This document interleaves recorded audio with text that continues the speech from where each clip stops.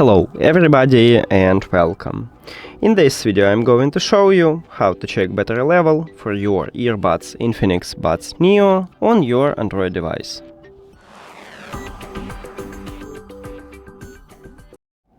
You have to start by open control panel because it's the first method. Right here at the control panel we can check it.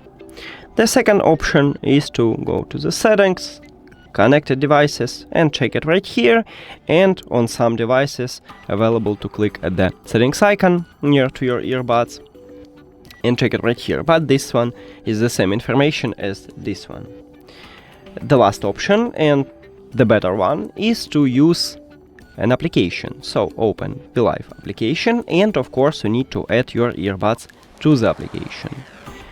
Right here we have battery percentages for the left and right earbuds, not a general battery percentages like we have at the control panel or at the settings. You can also tap on it and check it right here, but this one is the same. And that's it.